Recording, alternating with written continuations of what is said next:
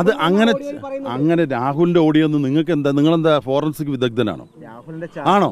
ഞാൻ ചോദിക്കട്ടെ, audio video ഇനി അരുണും ഞാനും കൂടിയിട്ട് കെട്ടിപ്പിടിച്ച് നിൽക്കണത് വീഡിയോ ഇറക്കാലോ കാലത്ത് എന്ത് വേണമെങ്കിൽ ചെയ്യാലോ. അപ്പൊ അല്ല, ഞാൻ ചോദിക്കട്ടെ, അത് ചെയ്തതിന് നിങ്ങൾക്ക് എന്തെങ്കിലും തെളിവുണ്ടോ?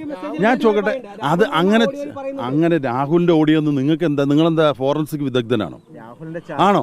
ഞാൻ ചോദിക്കട്ടെ, ഓഡിയോ വീഡിയോ ഇനി അരുണും ഞാനും കൂടിയിട്ട് കെട്ടിപ്പിടിച്ച് നിൽക്കണത് വീഡിയോ ഇറക്കാലോ കാലത്ത് എന്ത് വേണമെങ്കിൽ ചെയ്യാലോ.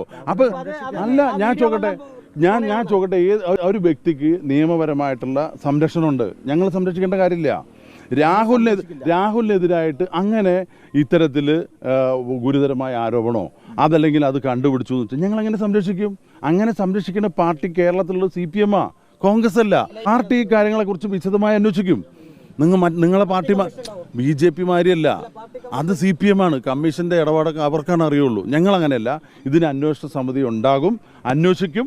കുറ്റക്കാരനാണെങ്കിൽ കർശനമായ നടപടി സ്വീകരിക്കും.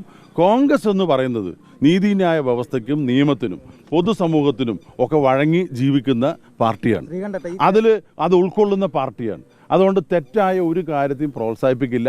അങ്ങനെ തെറ്റ് ചെയ്യാത്ത ഒരാളെ നിരപരാധിയെ ശിക്ഷിക്കാൻ എവിടെയും വകുപ്പൊന്നുമില്ലല്ലോ, ഉണ്ടോ? അപ്പോൾ ആള് തെറ്റ് ചെയ്തിട്ടുണ്ടോ ഇല്ലെന്ന് അറിയട്ടെ, അന്വേഷിക്കട്ടെ. അല്പം സാവകാശം വേണ്ടി വരും ഈ കാര്യങ്ങൾക്ക്.